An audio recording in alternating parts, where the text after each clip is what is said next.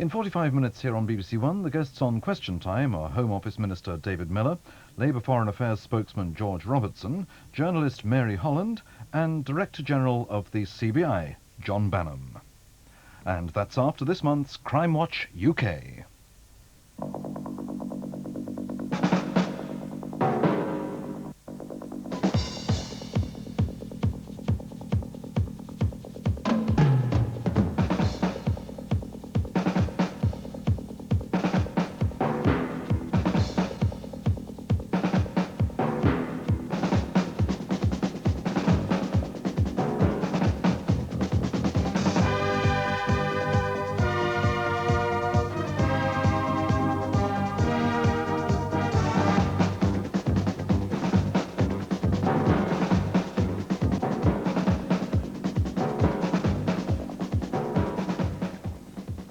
Good evening and welcome to the first Crimewatch UK of 1990 with a new set of cases we hope you can help with.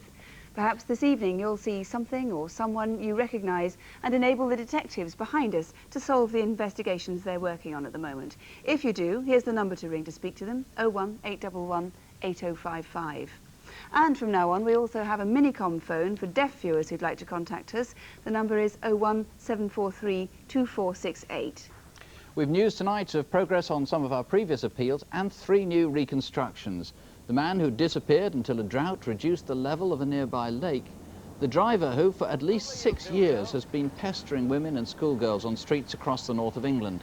An extraordinary highway robbery, a jewel dealer's car forced off the road near Warrington. And photo call, faces you may have seen of people police would like to speak to. Our first case is an investigation which began in September.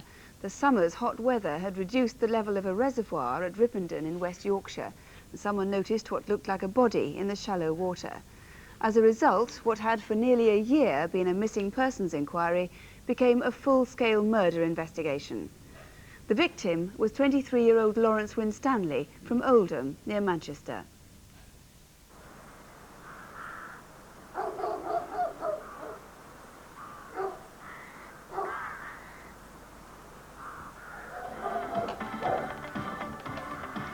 Lawrence was a car fanatic.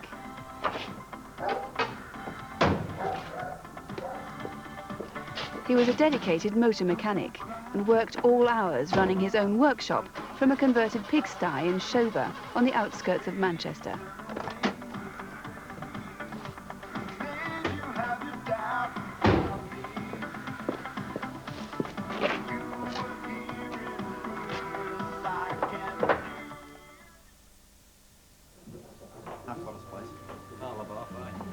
There's 3 half Sandra, please. He'd been working on Sunday, October the 2nd, but about 1:45, he dropped into the local pub, the Windsor, in Shaw Road in Royton. He was a regular there, although it was unusual for him to be there at lunchtime. Windsor. Just a moment, please. Lawrence, phone. Right, come in. Right.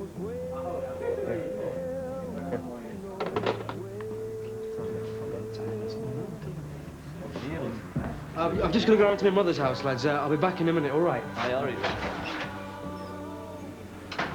Witnesses remember that Lawrence seemed agitated after taking that phone call.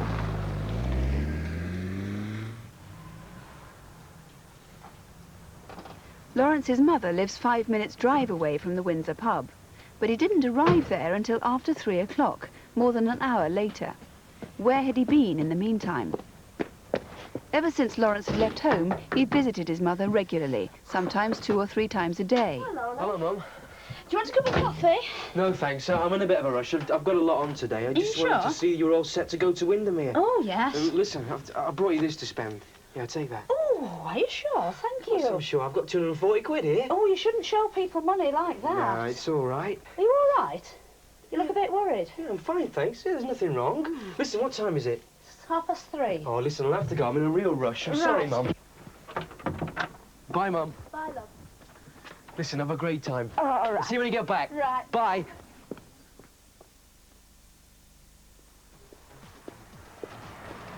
Later that Sunday evening, Lawrence was back in the Windsor.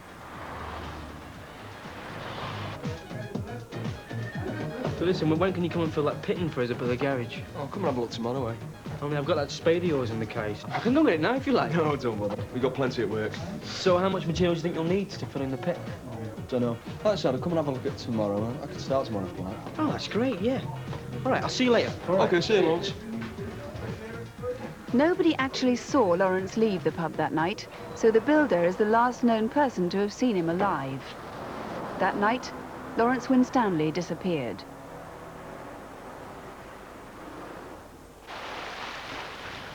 Nearly a year later, the hot weather during this last summer caused the water in Bating's Dam at Ripondon in West Yorkshire to drop. Someone saw something that looked like a body and called the police. What we got, sir? There's certainly a body down there, sir. I can't tell at the moment whether it's male or female. It appears to be wrapped in some sort of material and it's weighted down. Thanks very much. We'll go to Halifax and set this in. All right.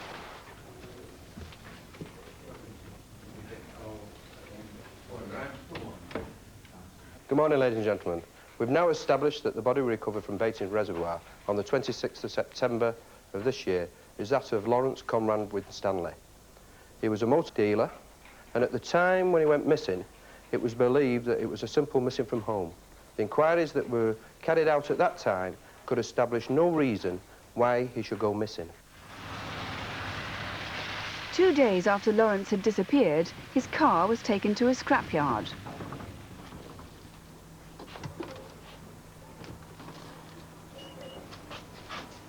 Just a runner, lads? Yeah.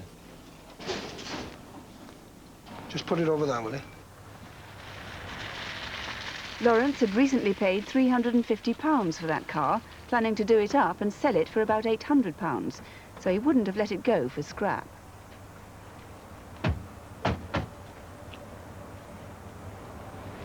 Three weeks later, a workman at the scrapyard recognised the car from a report he'd seen in the local newspaper and reported it to the police. A few weeks after that, after officers working on the missing persons inquiry had checked it over, the car was scrapped.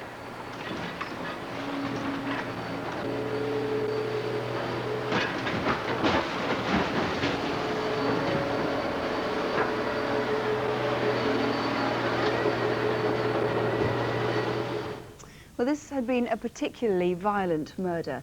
Mr. Wilkinson, have you discovered a motive at all for it? After 16 weeks of inquiries, we've been unable to establish why anybody should want to kill Lawrence Winstanley. It would appear from our inquiries that he had a life separate from that known to his family and friends, and it is this part of his life that is a mystery to us in the inquiry, and we feel that anybody who knew him in that part of his life might hold the answer to this murder, and we appeal for those people to come forward. Anybody who I haven't spoken to at present who know him. How do you know he had a secret life? Was it to do with cars or...? It could well do to be do with his cars or his social life. The actual contents of that life we don't know, but we feel that it is an important part of our inquiry. No clues then on the phone caller in the pub? Again, we've been unable to trace the person who made that phone call, but it is of such significance to the inquiry because it caused Lawrence to be worried. It caused him to leave the public house that day and tell people he was going to his mother's, but he didn't go there for another hour. We want to trace that caller. We want them to come forward. We think they know what caused him to be worried that day. Lawrence disappeared on the 2nd of October, a Sunday, and so did his car, not to reappear again until the 4th of October. Where do you think that was during that time? We're trying to trace the movements of that car. It must have either been garaged or parked up somewhere between those two dates. It is essential for us that we find out where the car was. It could be that when it was taken in at 7:35 on that Tuesday morning, that it was in fact taken in by somebody not connected with the murder but on behalf of somebody else, and we're appealing for that person. They might not want to come forward because of the horrific nature of this murder. A man's been shot and burnt and he might be frightened for his own safety. We want that person to come forward to assist us. He gave the name Burrows, which might be significant. This is one of the 3 men at the scrapyard that day. That is. This pickaxe head that you've brought in here and sash cord like this had been used to weight down and tie Lawrence's body in the reservoir. That's correct. What clues do these provide? The pickaxe head was new. It would appear to have been purchased or stolen for the purpose of weighing the body down. It's of South American origin and it's distributed by one person in the UK, Chiltern Manufacturing Limited at Eccles. The sash cords are manufactured at Bolton. They're distributed under the trade name Flaxine by a firm called Anderson's, or they come without a trade name on them at all, direct from the manufacturers, James Levers and Son of Orient Mills Bolton. Anybody who sold these two items together about the 2nd October, or can see someone in suspicious circumstances who might have had them, or who might have had them stolen, we would like them to come forward and speak to us. We think this might be a new line for the inquiry. Right, this has never been revealed in public before, this information. This is the first time it has been disclosed. Now, you believe that Lawrence's body could have been dropped in Batings Dam on the Monday night, October the 3rd, so somebody may have seen something suspicious there. That is correct. We think that somebody might have seen something suspicious at the dam, or know something about these materials that weighed the body down. Finally, as a result of the programme Trailers this week, a man has already rung your incident room with some important information, you believe? That's quite correct. He rang yesterday morning, he gave a name and he told us that he was going to watch the programme tonight. He said he knows of a woman who has vital information for the inquiry, and he said as a result of this programme he will contact us again. I'm appealing for that man to speak to us. It is vital he talks to us. He might be frightened, as anybody else might be, because of the horrific nature of the murder, but we will protect anybody and keep anything they tell us in utter confidence. Right, so if that was you, please do ring. Here's the number if anybody who thinks they can help. It's 01811 8055, or you can call the police station at Halifax direct on 0422 337 021. That's 0422, the code for Halifax, 337 021. Last month's reconstructions created significant new leads, and police tell us that in 2 of the 3 cases there may soon be arrests. Christopher Schliak was a sub-editor at Butterworth's, the London publishers, who, after going drinking, was murdered in his flat in Shepherd's Bush. 85 calls from viewers led to new inquiries. There were names of suspects, some still being checked. There was a wealth of background detail about Mr. Schliak. The make and batch of the killer's shirt was identified, and detectives have new information about a man in blood-stained clothes who was seen walking down the Uxbridge Road. Then the abduction of an American coin dealer on his way to Heathrow Airport. Robbers posing as police officers forced his cab to stop and pretended to arrest him. 81 viewers had either witnessed some of the events or thought they'd seen some of the stolen coins, and several suspects' names were offered. Detectives say they're now guardedly optimistic. And there are new hopes of solving the Securicore robbery outside the Texas Home Care on the outskirts of Southport. Money that was discoloured by red security dye has turned up, and police have other leads they can't yet reveal. Of course, we'll let you know what happens. On Incident Desk last month, we appealed about a car hijack that took place near Preston back in August. On the same day, there'd been a similar attempted hijack on the M1 near Wakefield, and we had several calls to Crimewatch. One gave a man's name, another his whereabouts, and in less than 4 hours after we came off the air, a man was arrested in York. He's been charged with making unwarranted demands with menaces and is now in custody. On Photocall, we showed pictures of a man wanted in connection with a murder inquiry. David Amner had been killed with a shotgun at a friend's flat in Orpington in Kent. Well, a man has now been arrested, though not as a result of Crimewatch. He's been charged with murder, and 3 other people have been charged with shielding him from arrest. Well, now to this month's Photocall, more pictures of people the police think might be able to help them with their investigations. To describe them, here's David Hatcher. First, my colleagues in Surrey need to find this man. On Friday the 29th of December 1989, he was caught on security camera as he robbed the Skipton Building Society in Chapel Street, Guildford. He threatened staff and a customer with a knife and got away on foot with nearly £1,600. He's in his early 20s, 5 foot 8 inches tall and of medium build. He has dark brown hair and was wearing a brown car coat and jeans. If you recognise him, please get in touch. Gloucestershire Police would like to speak to Colin Patrick Tier. He may have information about more than 100 burglaries in Gloucestershire, Wiltshire, West Mercia, Sussex and the Thames Valley. Hundreds of thousands of pounds worth of antiques, electrical goods and jewellery have been stolen. Colin Tier is 28, 5 foot 10 inches tall and slim with light brown hair, often worn in a ponytail. He has a number of tattoos, one of a woman on his back, a rose with the name Carol on one arm, and an eagle and a shark on the other. And this one on his neck, it's a scorpion. If you see him, don't approach him. Just call us right away. Next, do you recognise this man, who's seen here trying to rob a central London bank? He's wanted in connection with several robberies totalling £12,000. All the offences took place between March and December last year. On each occasion, he produced a note demanding money. It told the cashier that he had a gun.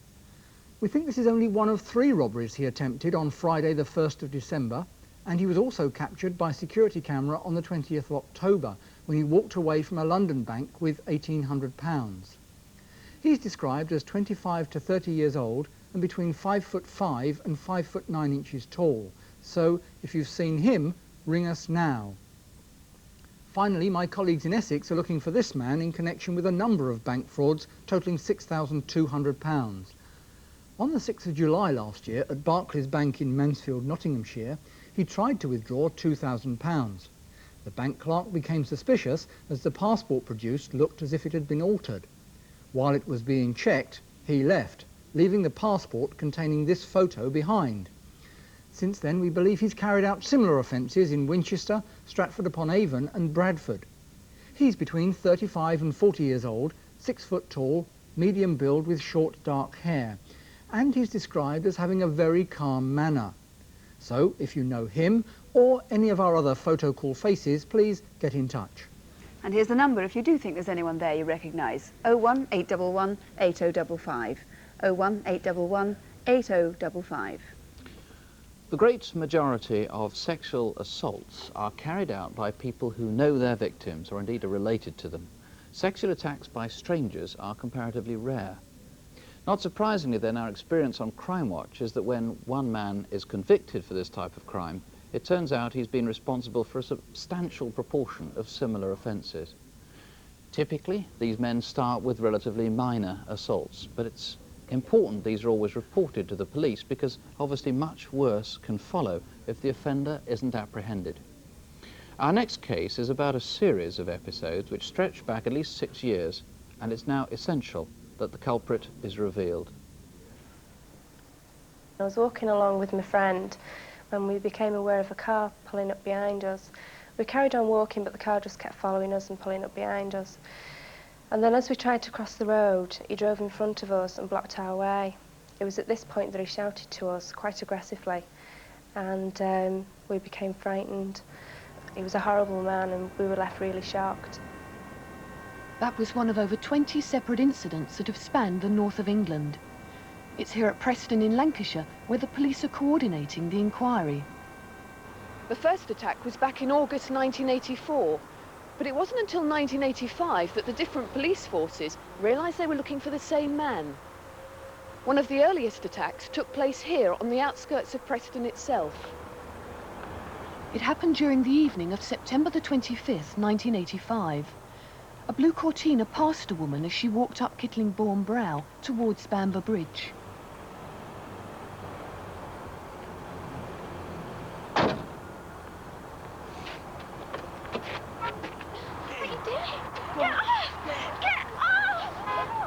Distracted by the sound of a car passing, he let her go. There's no particular pattern to the way this man operates. He's committed offences in the morning, at lunchtime, and in the late evening. He does seem to favour residential areas and appears to have a good local knowledge of them. Police had circulated the registration number of the car used in the attempted abduction, though the plates were known to be false. 6 months later, the car was spotted at Darwen in Lancashire by PC Malcolm Goldsworthy. At the top of Pole Lane, you can either go left or right. This vehicle chose to go left, and I continue to follow. We are now onto Marshhouse Lane. The driver of this vehicle must have known exactly where he was going, because this is an area of Darwen that you would need to know where you were going. All the way down Marshhouse Lane, you have alternative turnings to the left and right, and this vehicle didn't take any of those. As he comes to Priory Drive, he then turns left into Priory Drive. In other words, this vehicle is now trying to do a complete circle. He immediately put his foot down, and being a much higher-powered vehicle than mine, I just lost him along Priory Drive. 12 miles from Darwen and 5 miles from Preston is the town of Leyland. 2 years after that police chase and 3 reported incidents later, Two girls were walking back to school after their lunch break. You must have a lot of money. Oh, yeah, yeah. Oh, gosh. Oh, I can't do this anymore. Keep those sweets in your mouths, girls.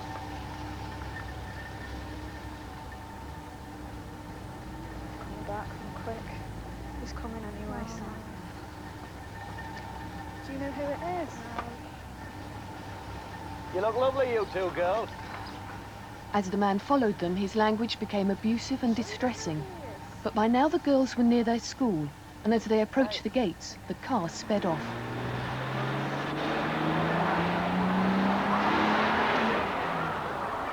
The man we're looking for is a brazen, persistent character.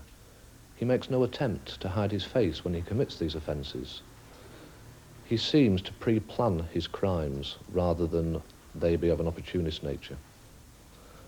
Witnesses have described him as being 5'8" to 5'10", late 30s to early 40s, heavy build, slightly overweight, with fair, receding, curly hair.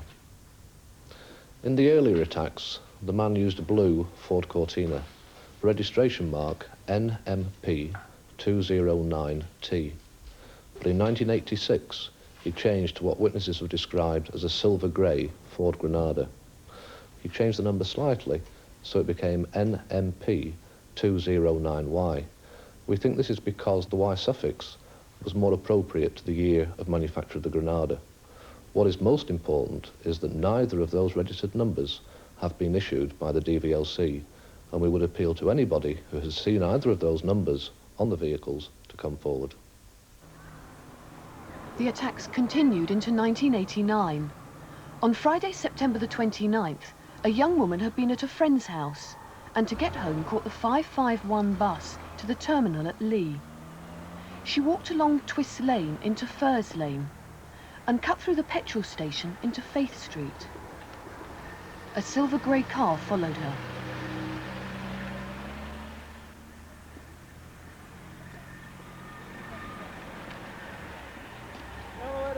Square? Do you know the way to Bedford Square? I don't know. Am I in late? Yeah, that's right. As she leant into the car, the man indecently assaulted her, but she managed to escape. So far, nobody's been physically injured, but obviously a number of women and girls have suffered very traumatic experiences. My main worry is, what will this man do next? Police desperately need your help. They're appealing in particular for anyone who might have seen a silver grey Ford Granada, like this one, with a number NMP 209Y. Once again, this is the man police are looking for. He's in his late 30s, early 40s, about 5'9", with short fair hair. If you recognise him, please call us. And here's the number, if you think you know the man or can help in any way. Typically, he stops women and asks directions, or maybe you've seen him changing number plates before he tries one of these approaches. 01 811 8055. Now, that's the number here in the studio. You can talk to police officers. If you prefer, you can talk to a BBC researcher. Or you can call the Lancashire Police Headquarters direct. That's Preston 617771. That's 0772, the code for Preston, 617771. Well, now some more news from last month's programme. In Aladdin's cave, no fewer than 13 items have been claimed so far. Among them, the lovely jewellery box, which was recognised by a viewer in Warwickshire, and the hoofless horse, which had been stolen from an antique dealer's car last March. And on Photocall, we asked if you recognised either of these faces, passport photographs. These two people might be able to help South Yorkshire Police in their investigations into a fraudulent attempt to withdraw money from a Doncaster bank. Now the Metropolitan Police have linked that investigation to a nationwide fraud involving the use of stolen passports at banks to obtain money. There's been no information at all so far on the woman, who gave her name as Mrs. Susan Mary Jackman. Do you recognise her? If you do, please ring Southgate Police on 01 803 3311. That's 01 803 3311. You may recall a reconstruction last July based in Dundee. Customers found a gun shop closed one morning, and when people became suspicious and called the police, The manager, Gordon Johnston, was found murdered. As a result of the publicity, not just from Crimewatch, a crucial witness came forward and helped identify the killers. Last month at the High Court in Perth, 2 men were sentenced to life imprisonment. They were given further prison sentences to run concurrently for 2 other very serious, unrelated crimes. Well, now to Incident Desk, some brief appeals on crimes around the country. In Plymouth, a search for witnesses who could help to solve a rape case. In Hampshire, the death of a chef in an arson attack on the pub where he worked. And in the Midlands, the hunt for a man disguised as a vicar and carrying a shotgun. Here with the details is Superintendent David Hatcher. First, we need your help to solve the rape of a 15-year-old girl in Plymouth last September. The girl had arranged to meet a friend in Old Town Street at 7:45 p.m. on Friday the 22nd of September. As she waited there, a man who'd been following her began to pester her. Then he dragged her down an alleyway beside Marks and Spencer's and into a car park behind the store where she was raped. The man is described as in his late 20s, 5'6" to 5'7" inches tall, with long straggly blonde hair and a thick moustache. He was wearing light blue jeans and a red anorak with white stripes down the side. We also need to trace some people who were in the area at the time and who may have important information about the attack. During the rape itself, an elderly man came into the car park but left straight away. He was wearing a dark-coloured raincoat and was walking a small dog on a lead. We believe he saw the attack but didn't realise what was happening. And before the rape, while the girl was waiting in Old Town Street for her friend, she saw her attacker talk to a family. He seemed to know them. They were a middle-aged couple with 2 children, a girl of about 5 and a boy of about 13.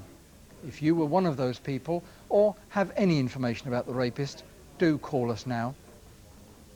Next, Cumbria Police need your help on a murder case that's developed into a national inquiry.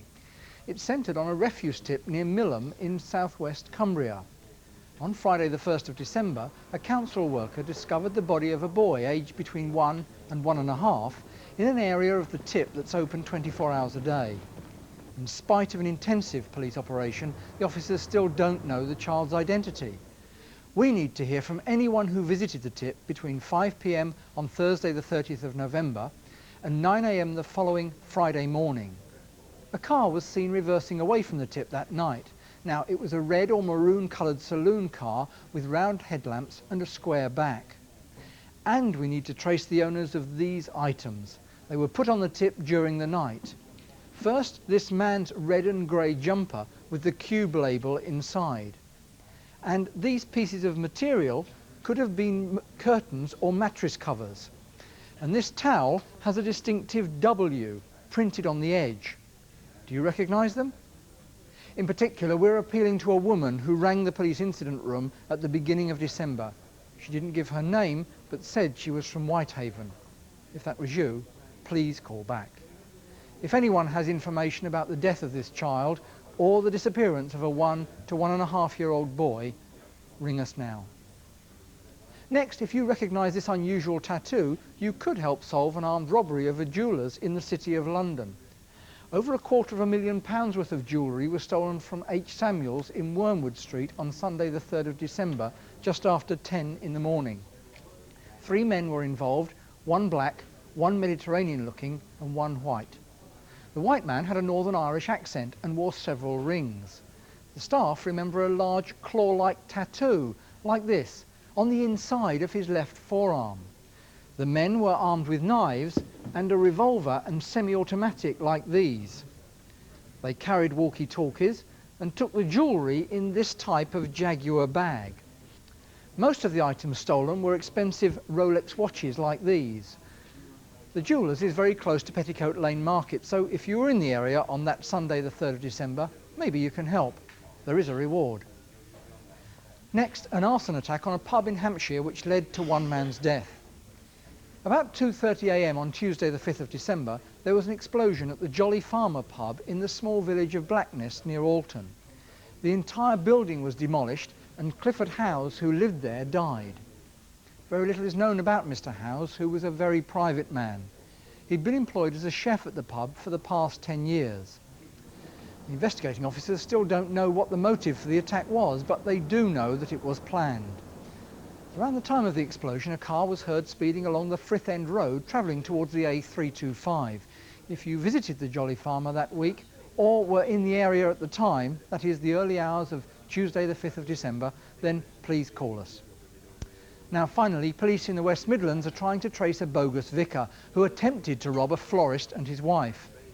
It was late in the afternoon of Sunday the 10th of December last year. A couple in Bilston near Wolverhampton answered a knock at their front door. They were greeted by two men, one of whom was dressed as a vicar and claimed to be from St Bartholomew's Church. The vicar suddenly produced a sawn-off shotgun and threatened the couple, but the florist managed to wrestle the gun out of his hands. The two men then ran off and got into an F registration blue Ford Sierra estate.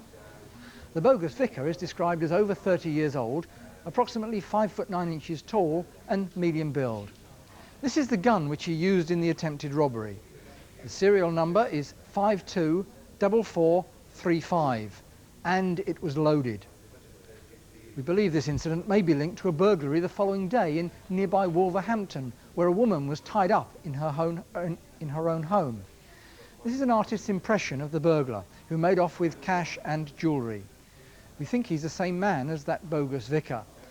If you recognise him or have any information on any of our incident desk cases, please phone us now. 01 811 8055, that's the number if you can help. We're live, of course, and the lines are open now. 01 811 8055. We're already getting a very good response on the Lawrence Winstanley case. Police are very anxious that a caller rings back who says that the body was seen being dumped in the reservoir, or what might have been the body being dumped on the Sunday or the Monday night. Also on the passport bank fraud, we've got several callers who've made the same identification of the man in the photograph we showed. Now, our next case is about 4 young men who drew a great deal of attention to themselves. Several witnesses said of them independently that they simply looked suspicious. And when the men acted, they did so quite brazenly. Our reconstruction begins 2 months ago near Warrington in Cheshire. This is the Saracen's Head pub at Lymm, where every Wednesday there's an antiques fair. Stall owners come from all over the north of England. And of course, when they do, I just take it off them and put them down, because these were new. Joe Fox and his wife Dorothy have run a stand here ever since the market started 16 years ago.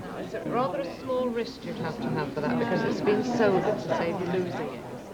On Wednesday, November the 15th, at about 7, stallholders became worried about 3 men who were wandering separately around the hall. One wore a brown and white check jacket. One had a dark blue jacket and denims. The other wore a woolly hat and donkey jacket.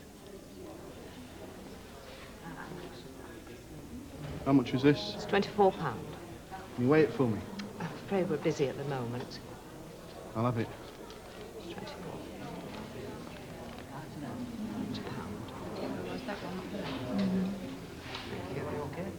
The men hung around for another 3/4 of an hour. 3 days later, a bus driver saw 2 men loitering at Manchester Airport's long-stay car park. Well, can I help you? Just want to know where you pay.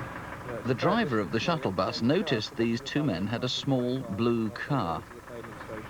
Cheers, man. Cheers. It pulled out behind him as he drove off. Then, as they approached the exit, he saw another 2 men in a white Vauxhall Astra, which pulled in behind the blue car to form a convoy. In fact, we now know this Astra was being stolen. After they went through the barrier, the Astra swerved past him so violently that the bus driver noted down its number and immediately reported it to the police.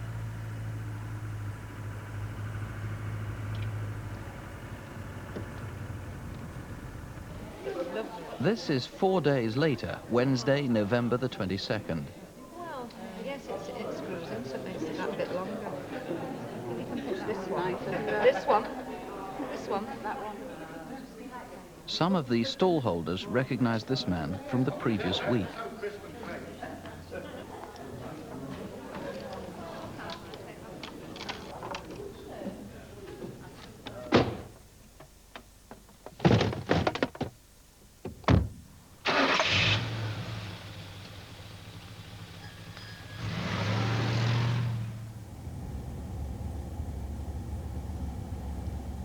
Somebody seems to be following us. Any idea who it is? No. God, he's getting close. God's sake!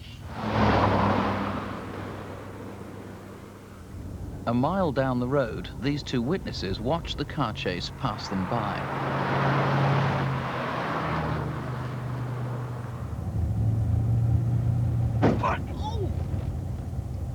One tyre was now deflated, and when they came to a well-lit area, Joe Fox decided to seek refuge.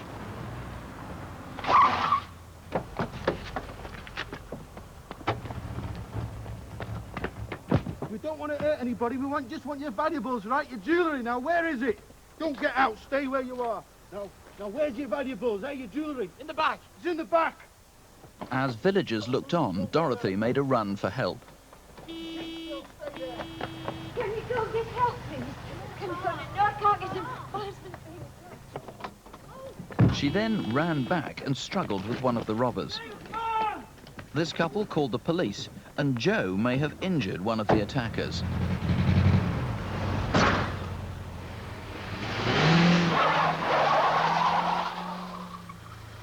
Two hours later, a couple found the Astra abandoned about a mile away.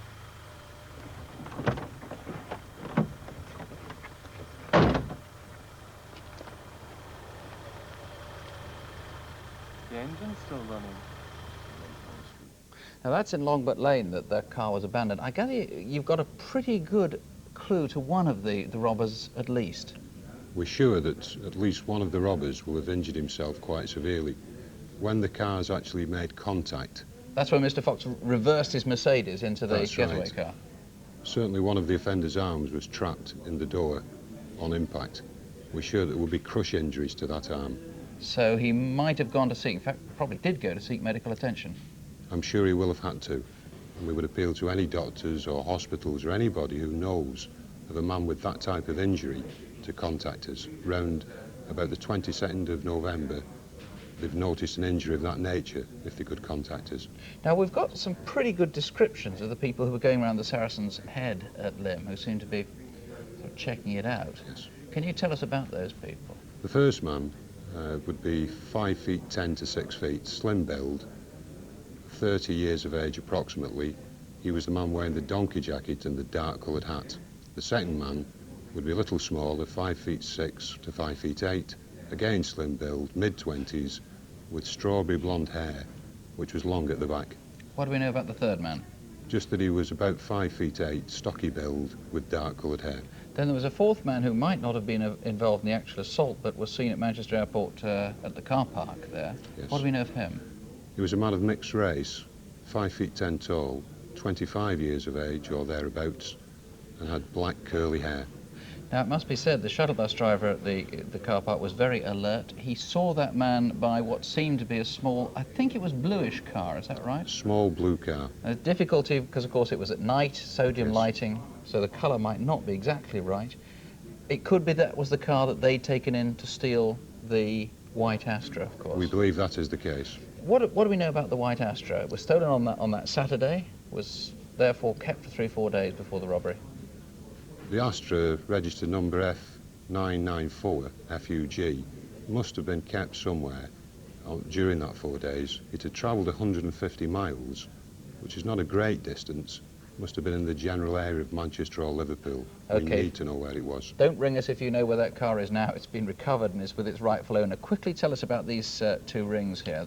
These are similar to some of the rings that were stolen. 3 of these graduation rings from Cambridge University and the Harlequin mass rings, ladies' gold. Okay, the attack on the jewel dealers was much, much worse than we showed in the reconstruction. If you can help, 01 811 8055 is the number here in the studio. If you think you can help, you can, if you prefer, phone the incident room direct. That's on 0244 313 131. That's 0244, the code for Chester, 313 131.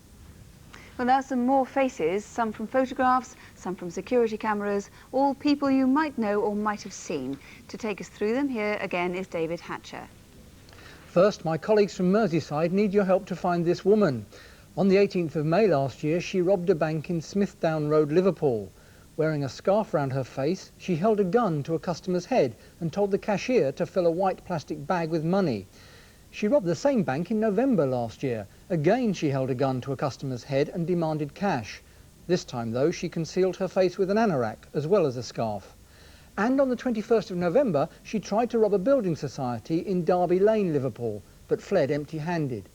She's in her mid-20s, 5'3" to 5'7", quite slim, with brown hair, which she has dyed blonde. If you recognise her, please call us. Next, the Metropolitan Police need to find this man who, since August 1985, has committed at least 25 frauds. We've built up quite a file of pictures of him over the last 5 years, in the course of which you can actually see him ageing. So far, he's got away with over £100,000 from branches of the same bank, mainly in London and the home counties. He's now in his early 30s. He's 5'10", has brown hair and a London accent, and may wear glasses. If you've seen him, please let us know. Lincolnshire Police need your help to find Philip Raymond Neville. He may have information about a large number of deceptions using stolen chequebooks and credit cards from which over £7,000 has been obtained. He may be driving either a red Fiat Strada Cabriolet, registration number B195SNG, or a white Peugeot 205 three-door saloon. The registration number of that is E325NEW. He's 40, 6'2", stocky build and has a southern accent. And he's said to be a very plausible character, so if you know where he is, ring us now. And finally, my colleagues from Guildford in Surrey are coordinating the search for this armed man who's seen here robbing the Alliance and Leicester Building Society in Bury St Edmunds, Suffolk, last November. Later the same month, he raided the Leeds Permanent in Dover, Kent, and in December he held up the National and Provincial Building Society in Guildford. He's netted nearly £5,500. This is BBC One. Now we join Sue Cook and Nick Ross again for their Crimewatch UK update.